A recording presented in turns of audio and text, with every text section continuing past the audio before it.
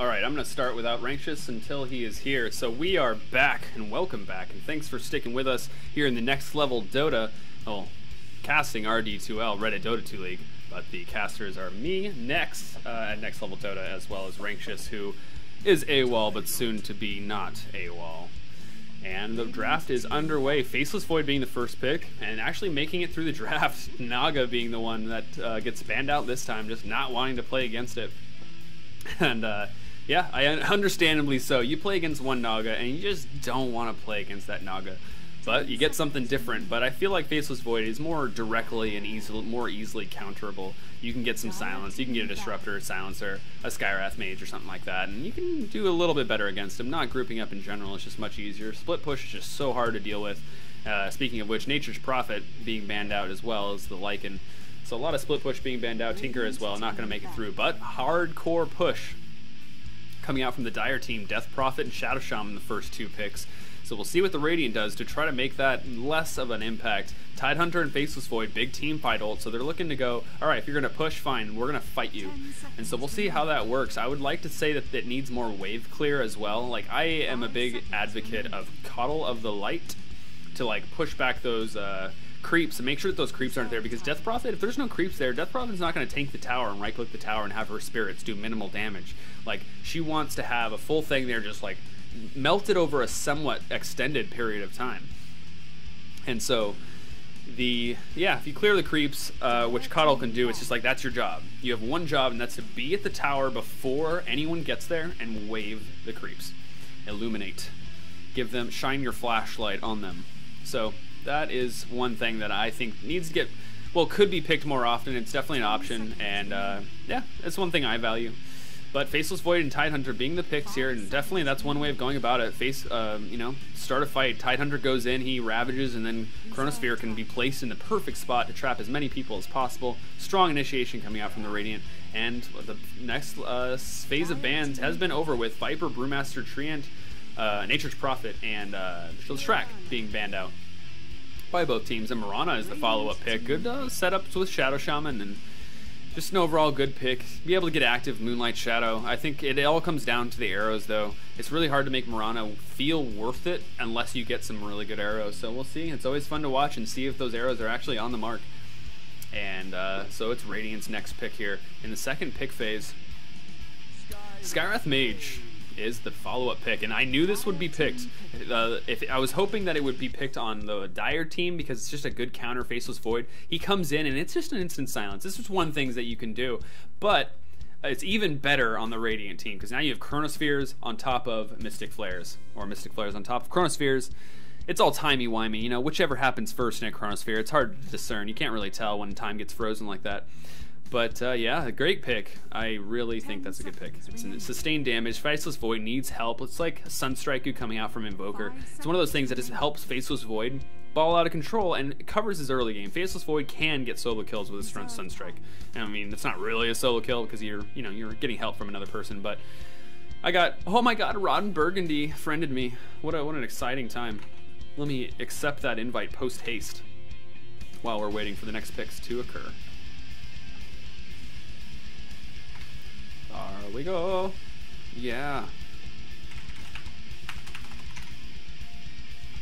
Alright, so let's see what these teams are kind of missing. Yeah. We've got an okay amount of late game on Death Prophet and Mirana coming out from the Dire team. Razor kind of finishing it off. They're not like hard carries, but they're going to push towers and they're going to fight in the early game. And, well, Razor has a pick. He has Static Link, and that's going to do something against Faceless Void. It really depends. If Razor gets off the Static Link during the Chronosphere, that's not going to make Faceless Void very happy. Like, so if Razor is able to Static Link before he gets Chronosphered, if he gets Chronosphered, then that's good. If Faceless Void doesn't Chronosphere Razor and he's able to Static Link Faceless Void outside of it, that's another thing that's going to make Faceless Void try to run away. Just for a little bit, and yeah, so I think it's a pretty good pick. Treant Protector is the follow-up pick coming out from Radiant. We haven't seen Treant Protector in quite a while, and you know, it's a kind of a double-edged sword in terms of its ability to protect towers. Rankshis, welcome back. Oh, hi, howdy. Howdy. You joined the lobby. You're in this lobby, right? Yes. Okay, cool. So Treant Protector is a good pick in terms of being able to heal towers, but if Dire commits to those towers, then Living Armor doesn't do anything. Living Armor is only good if you're able to push the other team away from your tower and heal it up in the meantime. So you have to have the ability to force them not to want to push the tower anymore. So that specifically is good when it's like going back to wave clear. So if you can clear the wave, they can't really be there to continually push that tower, and that gives you enough time for Living Armor to kind of come into effect. And on top of that, of course, Radiant can force a fight and say, okay, our tower is dying, let's just force a fight, good or bad. And then if, even if they trade evenly, they're not going to be able to push that tower, and that makes Treant Protector able to Living Armor those towers back up. I like the pick, if they play it well, and that's the question. What do you think about the draft so far, Rankshis? The Dire has like crazy tower pushing ability. Like that armor is going to get melted and we'll be able to commit to towers really easily, which makes me nervous for the Treant Protector. Yeah, that's what I was saying. Like, if they commit to towers, it's going to be really bad. Yeah. Unless Radiant is able to force a fight, trades like either good or bad, and then heal it up. We'll see. Like, if they do have a Tidehunter and a Void, so maybe they can protect, and a Silencer pickup. Ooh, that's a good pick. Yeah, it's going to be really hard to protect those towers. I have habitually said that Silencer is a really good hero, and especially against this meta, and specifically this draft. It's just so good. It is hard to get Global Silence off before Faceless Void Chronospheres, but it is very doable. Vision is really helpful in that regard. You just see him running up, and you're like, oh, he's going to time walk. Oh, he's time walking? Global Silence. And now he's time walked into your team with no protection, and you can just kill him. Yeah. Shadow Fiend. How exciting. Wow. That's an interesting pick against Death Prophet. Like, I feel like this should favor Death Prophet given like equal skill of the mids. Yeah. Just because Death Prophet's way easier to like last hit and harass with, while Shadow Fiend takes a while to ramp up. Yeah. I'm gonna call out who's playing who because I'm not gonna try to do it on this screen. Elihu playing on the Shadow Fiend, as you see. Ilomar and Louis on the Treant Protector. The Nubs McGee from last game, that was the Lifestealer playing Skywrath Mage. The Syrup playing Tidehunter, get some syrup. Polar Buried playing the Faceless Void. On the Dire team, Bonanzo, yeah, me and Bonanza go way back, 1v1, and he's making me unvouch. Playing on the Silencer. And the rest of the Dire team will be introduced. The rest of the raid team was already done. Ziani Vatez on the Razor. What an exotic name for an electrifying hero. King of High Ping playing the Death Prophet. Dr. Quack on the Shadow Shaman. I think we've seen Dr. Quack multiple times before, and yeah, that's it. Ryan on the Mirana. Yes, so laning. I haven't really thought about laning here. Let's see. Yeah. I wish they would have gotten something team fight oriented because they have a Shadow Fiend. Faceless Void. And a Shadow Fiend, you can like throw raises in there, I guess. You can have an okay Requiem of Souls kinda, but I think it's not too bad. Like the right clicks are really strong in the early game, and just like even your right clicks are good like outside the Chronosphere. But yeah, you're right. I mean, it would be better if there was something that's more towards that. But here's the thing: is like you got to have a well-rounded lineup too, and they have a Tidehunter and a Faceless Void, and so you can't like if you bank completely on teamfight, you can do that. But then like you just don't have this gives someone who consistently can like single target damage as well and get ganks and or just ball out of control. I suppose. I mean that's. Like, let's say, like, what? Give an example of maybe someone that you would say you would substitute for Shadow Fiend. Maybe like a Magnus. If you bottle crow like crazy, like you could do okay against the Death Prophet. Yeah, so like we'll take Magnus. Like Magnus is like super good team fight, but he can't do nearly as well single target and like on a right click basis as Shadow Fiend can. So that's what I was saying, like, a little bit more well-rounded. I don't know, they already have a Void though. Like you should bank on your strategy, not on like a backup to your strategy failing. Yeah, and they did put the Void in the safe lane, so he's gonna go more right click. So I mean that is true. I was gonna say if they put him in the off lane, then yeah, I mean he's not gonna be right clicking that hard. But here's the thing: it's just like you can't bank on a Faceless Void to right click anytime soon, right? So like I don't know. I think they have a good, well-rounded lineup, and Mirana's actually getting got on here. Right clicks are being really strong. She leaps out of the leech seed, so she'll be just fine. And looking at the opposite lane, Tidehunter got Kraken Shell first, so he doesn't have his Anchor Smash at the moment.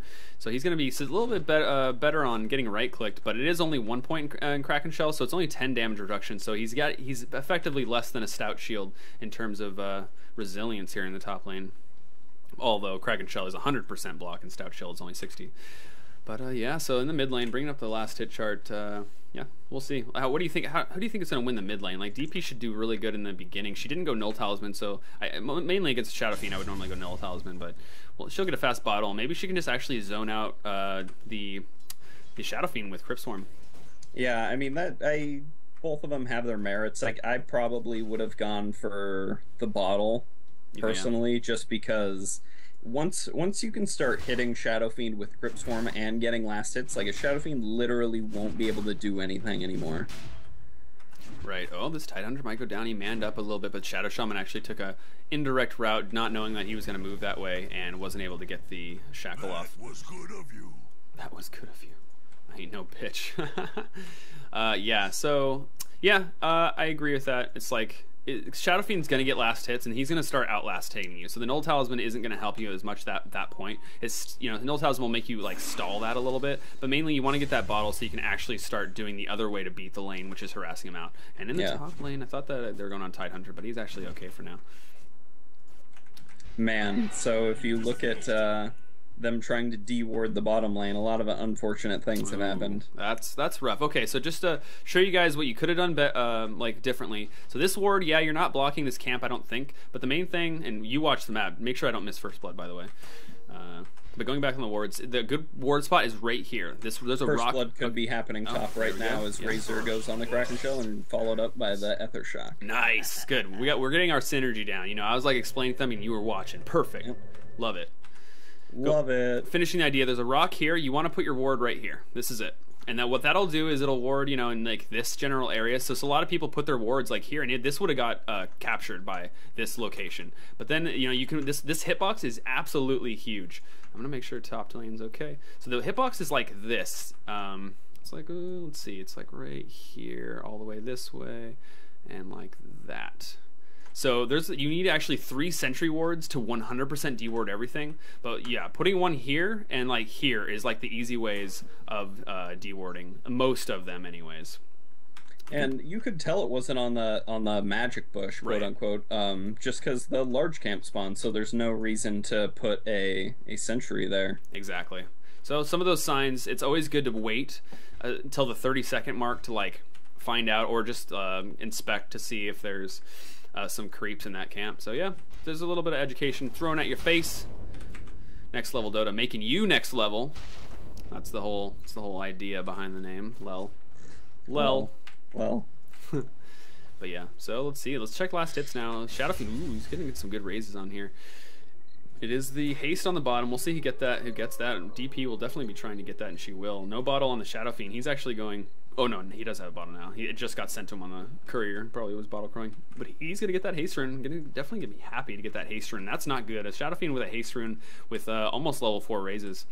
It's not going to be so bueno. Mirana has been playing pretty safe here in the bot lane, and I think that they could have killed her. Well, like, they have a kill potential, but Mirana's been playing really safe, so good on her for doing that. And not actually getting caught out. The silence is only 3 seconds right now, so they have to burst her down in pretty much 3 seconds, and that's much, much easier said than done. 26 last hits on the Faceless Void in here in the safe lane, compared to the Razor in the top lane, who has 22, so yeah, pretty even. And as far as top and mid goes, the CS is pretty even. Yeah, which is surprising. I kind of feel like that means Shadow Fiend's winning the lane if it's even. Yeah, I agree with that. He's getting his levels, he's raising for last hits, and he's almost got full Necromastery in terms of rank 3 full. Yeah, that's he's doing really good. Elihu was actually the Ogre Magi that jungled, I believe. Well, he's doing something I agree with this game, so good on him. Yep. He's got the skills. Now, what can we expect? Let's think the ganks. like you got a silencer and a support silencer role, so he's not gonna like the best roamer, but he's got the damage, so I mean they could make something happen. They got the lockdown on Shadow Shaman. If they roamed on Shadow Fiend, they could get a kill there, but actually they're gonna go on the Tidehunter, and he actually turns around to fight it, not knowing that there's 3 there completely. But there's the living armor, but that's not enough. The Ether Shock bursts through the living armor's protection. Man, I agree with Shadow Shaman's build this time, where higher level, is it Ether Shock or Ether Shock? Well, I've always called it Ether, but I'm pretty sure that Ether as a word is like describing the, like, yeah, I think it's Ether.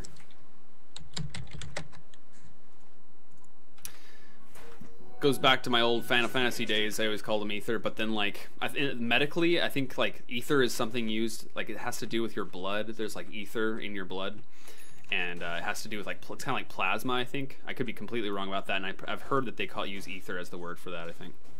Whoosh, DP almost going down here in the mid lane, pretty close. Yeah, Ooh, not... Wow, Mirana actually almost going down. The arrow was almost there, and the living armor wouldn't have been there. I would have been on cooldown as well, so that could have been a kill if that arrow landed. Ooh, a lot of damage going on Tidehunter as well. A lot of close calls coming out. Just like it's very static. Everyone's stayed in their lane so far, and just try to make the most of what's going on. And Dire has taken 2 kills over Radiant's nil. Did you look that up? Yeah. Dire's middle tower is under attack. I guess it's Ether. Woo! 1 point for me, because I've been losing a lot of points recently. After mispronouncing things. But yeah, cool. Nice.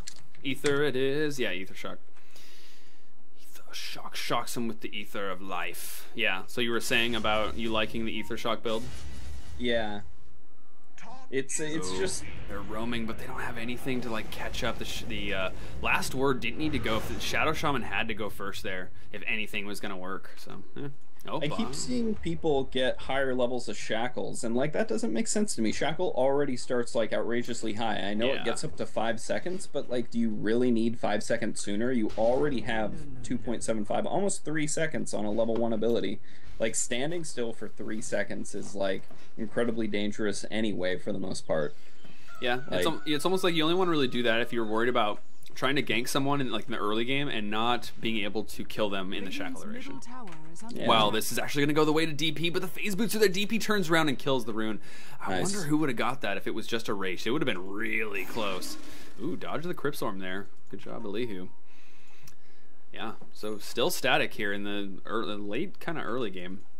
And as far as last hits goes, yeah, Shadow Fiend and Faceless Void doing really well. Shadow Fiend's been going to that easy, the medium camp, and just getting some kills there as well. And that's what Shadow Fiends do well. They bottle Crow, they use the Crow, and they make it so their team can't use it. And they, on the Radiant side, just a quick path straight to this camp. And also the hard camp can be stacked, and that's even really easy too. Whereas on the Dire side, you have to run much farther to get to any camp that you actually want to kill. So it's beneficial at the Shadow Fiends on the Radiant side, and that's why he is such ICS. Razor not doing so bad in the safe lane either. He even stacked the medium camp once, which was nice to see. Nice. Yeah, that's like the plug and play Shadow Fiend. Like, that's what makes him good, is like as long as you don't gank him, as long as he doesn't get ganked, which he hasn't been ganked. It's not to the Dire's blame or fault, because they've definitely tried to gank him. It was a little bit late. You could have ganked him a little bit earlier, but now look at Dire spending a lot of time here on the honeypot, trying to. There's the Mirana ult. DP is back. They're not going to know about this Shadow Fiend. This could be the gank that they're looking for, and this is what they need to kill his souls. He's backing up because he actually killed all the creeps. This is really bad. Mirana needs to throw an arrow, but he's actually just going to the. What an unfortunate situation for the Dire. Dire's middle tower is under attack. There was a little bit there, but the timing was off, because you got to look at what he's going to want to do. And, well, he was actually okay giving up that last range creep. So he kind of, I'd say that's better on Elihu, because if he went for that range creep, I think he would have been dead. So his, you know, that's what I do too. Like, it's just like, you're like, oh, there's one range creep left, but you're like, I want to go get the rune, or I feel I'm going to get ganked. Then he backed up. His Midas was off cooldown. I think he wanted to just use it as soon as he could. Very and true. Get a large creep. And now the Dire looking to go on top. The Tidehunter, but the Skywrath Mage is here to actually back up. And now they're not going to be anything. Once again, the Silencer is first on the list rather than the Shadow Shaman.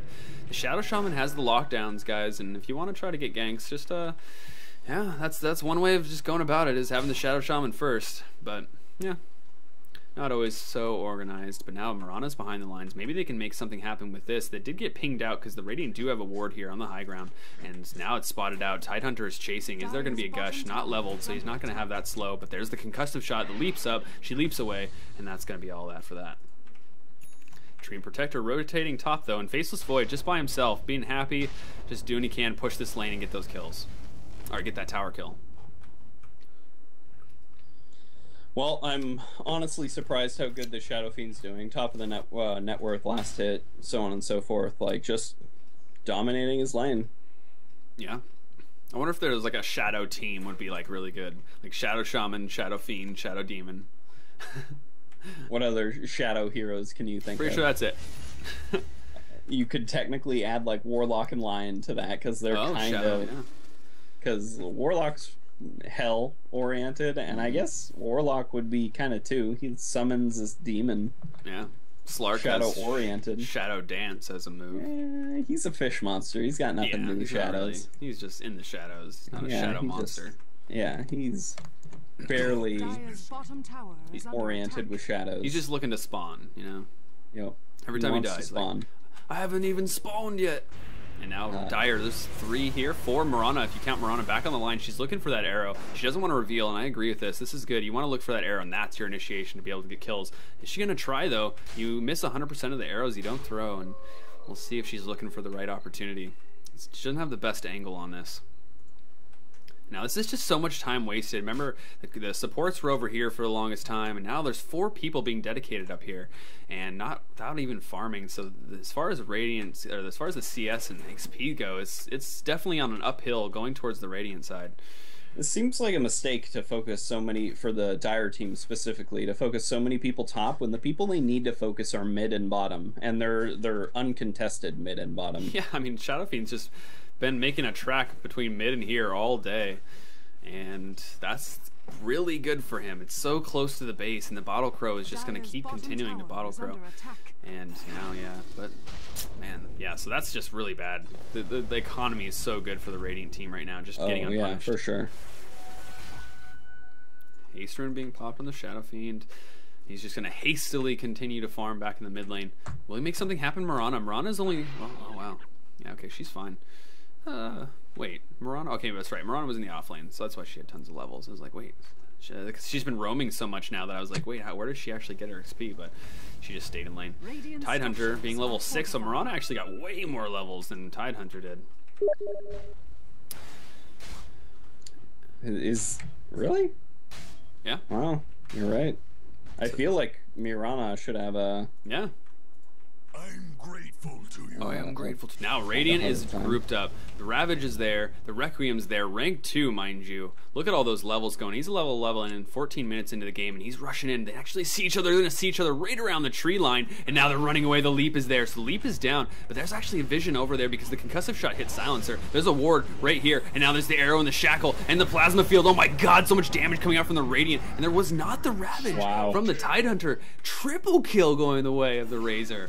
That Razor's so happy right now. Oh my goodness. Just one plasma field. Thanks, guys. Typical Razor team fight contribution. Well, Shadow Fiend back to middle for you. Yeah. It's 14 minutes in and he's got 99 last hits. Like, he's doing exceptionally well. He's got a... Yeah. I don't know. They need to group up in a different way. Not make Shadow Fiend rotate. That was like really good response by the Dire. Like somehow they were like there when the Radiant was there, and I'm not sure how that even is true. Maybe just a little bit of luck coming out from the Dire side and the fact that they were there as soon as Radiant happened to go on them, because Radiant's the ones that have the wards. Look at these 3 wards right here, and so they knew they had the onus and they were walking in, and just Dire just happened to be there. Now they're pushing tier 2 with the Exorcism in the top lane. TP's coming out from Shadow Fiend. He's going to stop farming now. And now they're looking to make something happen. Faceless Void is pushing bottom, and he does have that tier 1 dead. So he's definitely like free farming. This is space created, but now this is a Tidehunter all by himself. He just ran in, but there's the Ravage on all of them, plus the Global Silence in return. But that's just so much. And now the Yules is being used. There's the Overgrowth coming out. Man, it's just trading heroes. It's 2 for 4 actually. Dire actually going down way more. And... I was a little surprised. That's why I kept saying actually, but I definitely need to not spam my saying actually, because that's too many actuallys. Actually. Actually, you should stop saying actually. Yes, but 4-3. That's why it was pretty even trade. I saw I saw the Ravage, I saw the Global Silence, and then I saw the Overgrowth, and it was just like trade over trade, and in the end, Dire becomes a little bit behind, and that's bad because that was a Faceless Void that didn't even come to that fight. Wait, no, he did? He actually showed up, did he? Oh, wow, he actually showed up, but didn't get a Chronosphere off. I didn't actually notice he was there. Yeah, two things. Shadow Fiend got arrowed middle, had great TP response to protect him because they need to protect that Shadow Fiend. Secondly, both the Shadow Fiend and the Void need to... I mean, obviously they needed to show up top to defend that tower, but they both have Midases. They both need BKBs, and that's what they should focus on before they like try to show up to any more team fights, because they need to get off their abilities, and that Silencer's gonna ulti every time. So, and Shadow Fiend just finished his BKB, so even more importantly, Void needs his. Wow, so there's the first iteration of what we talked about with the Global Silence countering Chronosphere. They actually got it. There was no sneak attack coming from Faceless Void, and no Chronosphere to aid in that team fight. That definitely indicates why that happened. That was really unfortunate. So despite the fact that Radiant have done really well as far as farming goes, and they're definitely still ahead as far as net worth, Dire have more kills now, and XP is going to be leveling out just a little bit. And maybe they're still in this game as far as like dominating the early game. They could very well snowball out of control. If they get some more towers out of this will be really good. And let's see. So the Yule Scepter is, definitely on in the Death Prophet. We saw that in the early game, but yeah, I just wanted to re-talk about that. It is there. Mirana getting got on with a silence and the slow. Is there going to be anything else? Ravage isn't up for 20 seconds. Exorcism being popped. Now Dire's on the chase of the Radiant. TP in from Faceless Void. He's going to use the Chronosphere on this, and there's the Global Silence. He actually didn't get the Silencer. He was so close to being like a 4-man Chronosphere, but unfortunately the Spirits being already popped is doing work in Chronosphere. Now the DP gets popped. Shadow Fiend gets popped as well, and now it's 2 Dire members here. It's only the supports here for the Radiant, and maybe they'll be able to do something, but that's pretty much an even fight. The main thing, the reason why that didn't go so well is one, Ravage wasn't up, but Chronosphere didn't get on the Silencer, and he was able to silence, and on top of that, the DP exorcisms were just doing work during that Chronosphere. Yeah, if he would have got that Silencer and that Chrono, he could have focused on the DP, and that fight would have gone so much better. Yeah.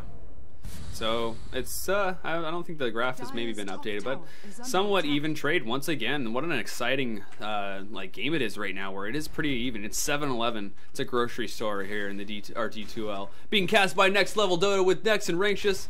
I like recast. It's like I have to practice like actually doing it. So when I find the opportunity, I actually just try to go for it. But sounds fair. Once you get good at it, it's kind of fun. But anyways, yeah, wow, non-stop action, and concussive shot being used on the Razor, but he's so fast, and this TP'd in Shadow Fiend isn't able to do anything.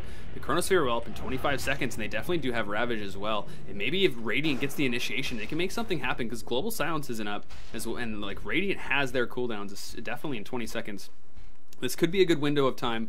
As far, of course, Radiant doesn't know that, but like that's a good way of countering Global Silence, is if you go on him first without him knowing. So in the nighttime, that's going to be better. It's rolling around, and like in nighttime, Silencer won't have as much vision of the Faceless Void, and that's kind of just a better time in general.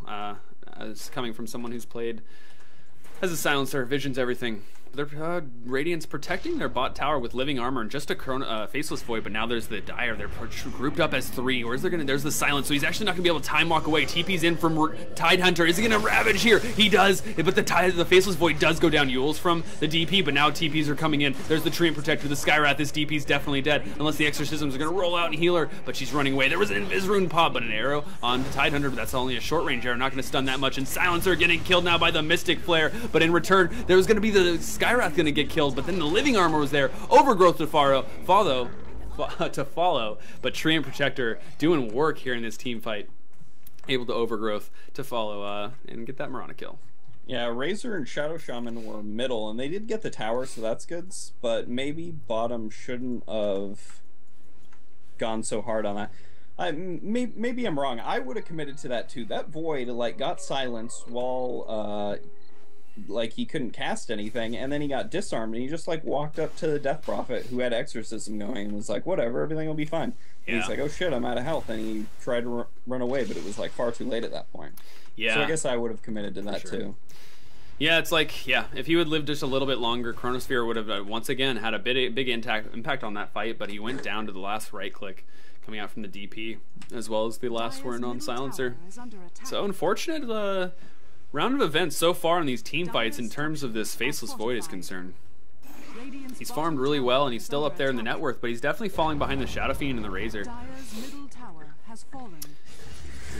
Yeah, so this is where Chronosphere is like amazing on paper, and we've seen like it do so well, more consistently than I've seen in the past. But here is an example of where, you know, it can be countered. And I talked about the counter, I talked about the Silencer, and you know, this is what can happen. And it doesn't always get picked this way. It's almost like, in my opinion, Faceless Void should be a later pick in the draft, so that, you know, something like this can't happen. Because notice what the Dire has. Not only do they have the Silencer, but just to make sure not to forget, they have the Shadow Shaman with the Hex, which is instant. So that's just another thing that Faceless Void has to worry about.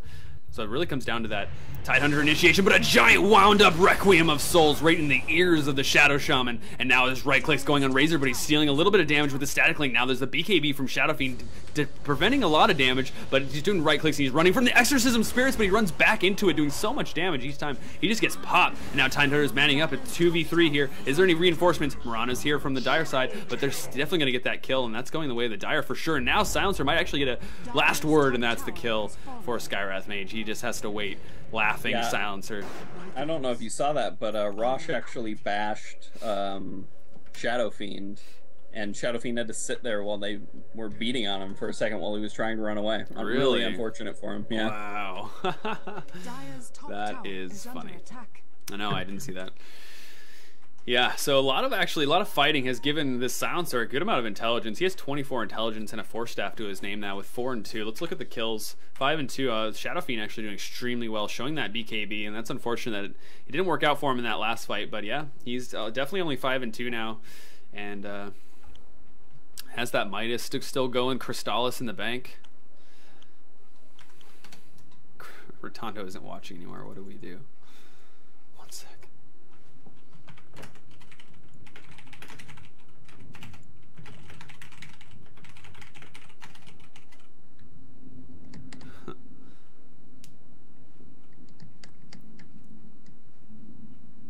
Who the fuck is Redondo? Redondo is one of the admins of RD2L. No, that oh, some guy said that. Yeah, somebody said that.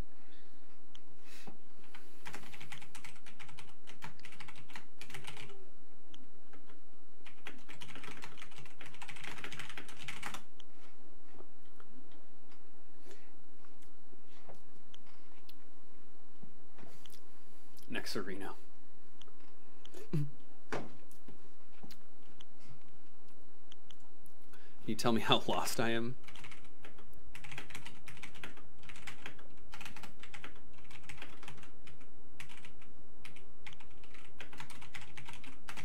I'm saving up for Radiance.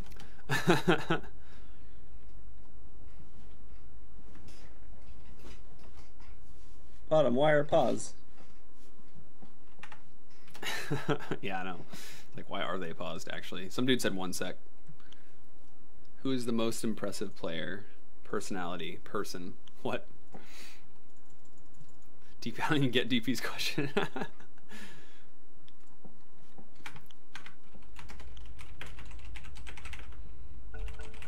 was gonna say like an MVP for both, but no, I won't say that. All right, we're back in the game, guys. 11-16 here, 22 minutes into the game. Oh my god. Oh my god. Maybe house equals fire.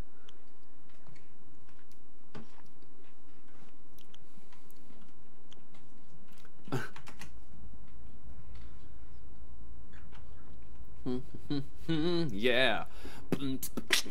Yeah.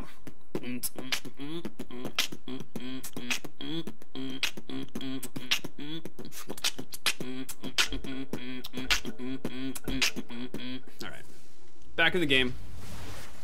Beatboxing brought to you by Next Level Dota. And he's just gonna time walk away. What game sense? Very well. Are you there, Rankshis? I am indeed. Okay, cool. Just making sure I'm not alone. What is, man? Yeah, it's what. This is such a close game. It always comes down to Chronospheres. That's what it is. We gotta see the Chronospheres. I It'll be so hard to land a Chronosphere without a BKB, so I'm really worried because the Radiant team was so far ahead for so long, and then just like team fights have not worked out for them. You know, it'd be a really good version of BKB instead. That would give him more damage as a Manta.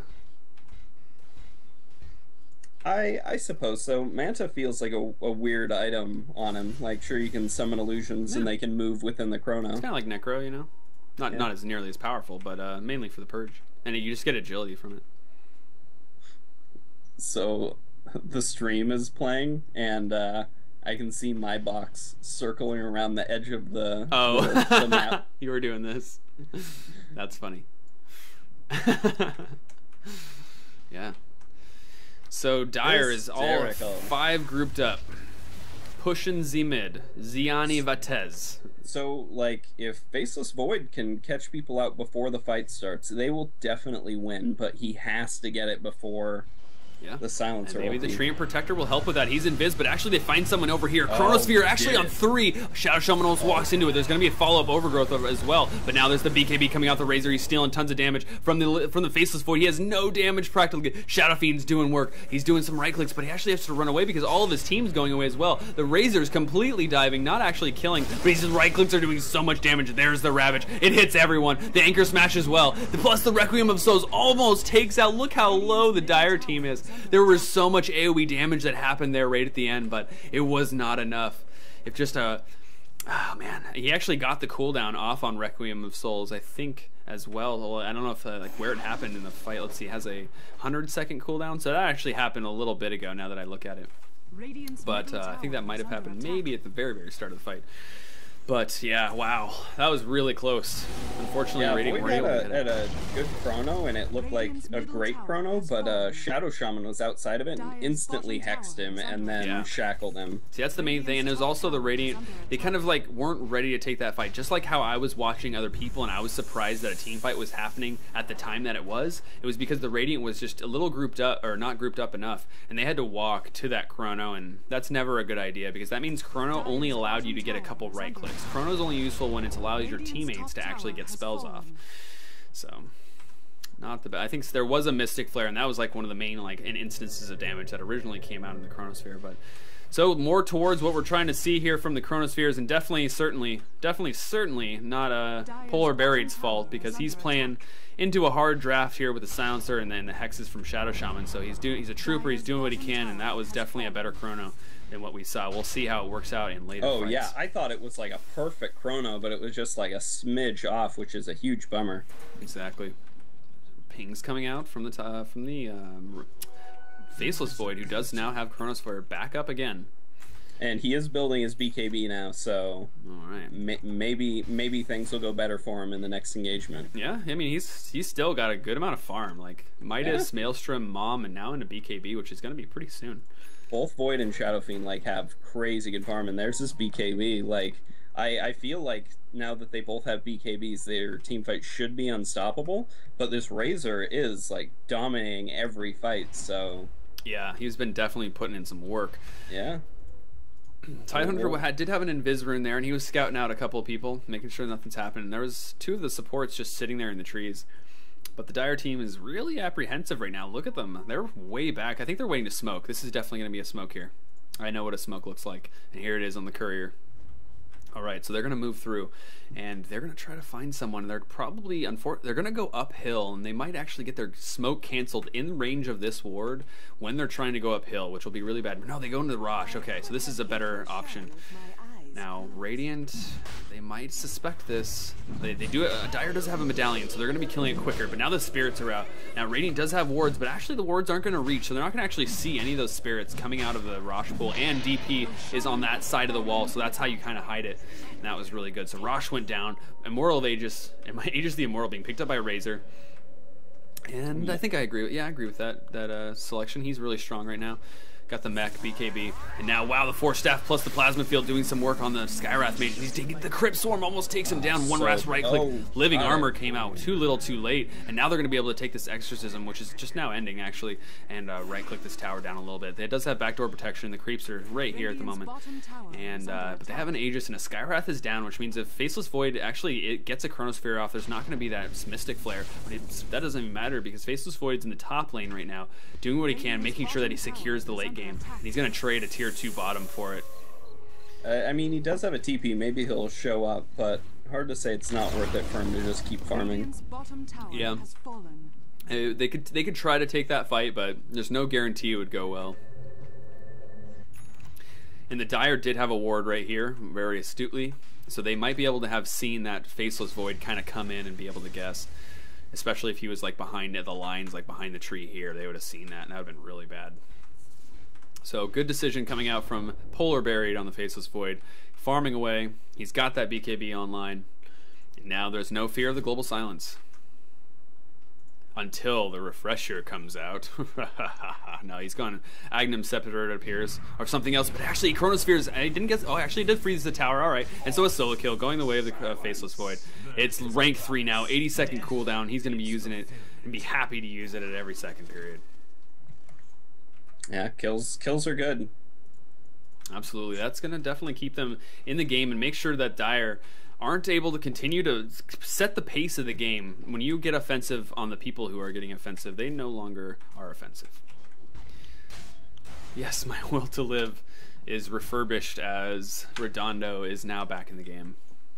That's a cast-worthy fact, apparently, in RD2L. But yeah, 12-21. Is the score. As everyone can't see, they need me to call that out, so there you go, you're welcome. What is the Radiant's plans? Chronosphere's up in 25 seconds. We'll see if he gets another pick. Mirana's here in the jungle, and really good wards coming out from the Dire, but it did get counter-warded from the Radiant, which is really important. Map, at this point in the game, map awareness and like map control is everything. Absolutely, like almost everything. Treant Protector is even getting more map awareness as he's invising here, scouting out people, and there's no gem or anything on these people, so this is getting completely scouted out. Radiant know exactly where they are, and this is one of the benefits of Treant Protector. Nobody like kind of counts a Treant Protector to be someone who's going to scout like this. Is he going to actually get this courier? He's thinking about it. 1 bash. He actually needs 3 bashes. He can't get it. Now the Dire are initiating, and there's no Treant Protector as the Tidehunter goes in with Raven and catches everyone. Requiem of Soul instantly takes down, but that's the Tidehunter who went down. No one on the Dire is completely that much damage, and now there's the ult coming out from the Razor, who has an Agnum Scepter that's tons of tower damage, but there's the 4 hero Chronosphere, and as well as the Mystic Flare, but there's the Bloodstone healing up actually a lot, the Silencer, but he goes down as well. The Chronosphere just took absolutely too long, and now the Silencer and the DP are dead as Razor is still fighting, and he kills the Faceless Void there on the back lines. The Treant Protector trying to run away, and that goes the way of the Dire as they also push these towers down. The Aegis is still there for the Razor, who's dodging the raises. One last right click coming out from Shadow Fiend to pop that Aegis, but now, wow, this is gonna hurt this Shadow Shaman so much, but this Shadow Fiend's manning up, and he's actually able to kill Ziani Vatez so hard, but there's the stun coming out from the Shackle. Dr. Quack, and wow, the Razor lives. Amazing, and the Urn Charge is gonna keep him up, and this is a Rax going the way of the Dire team.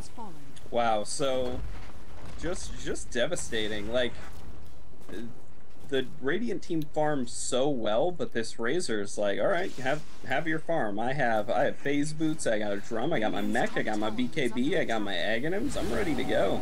Yeah, the push is way too strong. Razor. The only thing he could like hope for at this point is like a refresher, but I'm sure he's happy with what he has. He's like, the refresher will come. Yeah, that is seriously just way too strong. They gave up that much farm and space to that Faceless Void, and that was a good chrono, but there's just not enough damage. It's crazy. But he's still gonna go in and get that 4-man Chronosphere once again. Is their follow-up? Skywrath Mage is gonna have the Mystic Flare really soon, hitting the Mirana. She's gonna die instantly. DP's now running away, kind of stuttering. She has her Yule Scepter, but now the Razor's slowed down by the concussive shot. Is there gonna be a gush? 5 seconds, 4 seconds. This Razor might go down, but he's so fast. Look how fast he is with that drum. It's crazy. There's the blink from the Tidehunter, and he's gonna have gush, but he actually doesn't use it because Razor pops the BKB charge. Wow, that's 2 Raxes going the way of the Dire, but a really good turnaround from the Chronosphere, but that's all it has, unfortunately. Not too little too late, but as we've personally seen Rankshis, Faceless Void can come back from 2 Raxes down. It's gonna be harder, but maybe we'll see it. Yeah. DC coming out from Marana, and a pause probably to follow. And yeah, he has a Mjolnir now. Here's another thing: is does Mjolnir get procced by physical damage? It's all damage sources, isn't it? I think so. You mean the Like the exorcism static charge and like the static. There's nothing. Well, maybe. I don't know that. That's another thing we don't know. Why don't you look that up there? I'll cover the cast, because you know this is an education. This is high level education that we all need to know. Faceless Void goes in and gets a Chronosphere right off the global silence, was just too late, but then he BKBs off the silence and now is able to get all that damage done. He's got 2 kills going the way. That's a buyback from Shadow Shaman. He's going to TP back. Static Link gets finished, and there's the overgrowth coming out from Olimar and Louis, but he gets killed in as the price for that. Faceless Void doesn't know what to do. They just get their kill and they're back. They did get a buyback and a kill from Shadow Shaman with no real avail. Shadow Shaman didn't TP in. He just had to walk. I don't know if it was on cooldown or not, but now Shadow Fiend's being chased. The run speed from these guys are so fast, and arrows off the mark. But there's Eye of the Storm. You can't fight this. There's no way. You are going to die. And now the Shadow Fiend's dead. Tidehunter being caught out here as well. The Silencer did find him out. But there's the Faceless Void. He's right there farming, like right behind the tree line. Now he's just walking in. Time Walk. Is he going to try to do something? Bashlord. Bashlord. Is he doing it? He's walking into the Eye of the Storm. Oh my god. There we had 14 stacks of the Eye of the Storm. That's 14 armor reduced on that Faceless Void. He started melting for a second there. And now the same thing's going to happen in Tree and Protector, but I don't think they have vision of it. And that's GG going the way of the Dire. Big fights coming out from the push. And oh my god, that was just so good, so strong. They just found those items. They got their moment. They came online and they destroyed those Raxes. I'm going to guess no, but I actually cannot find the answer. All right. I'll give it a shot.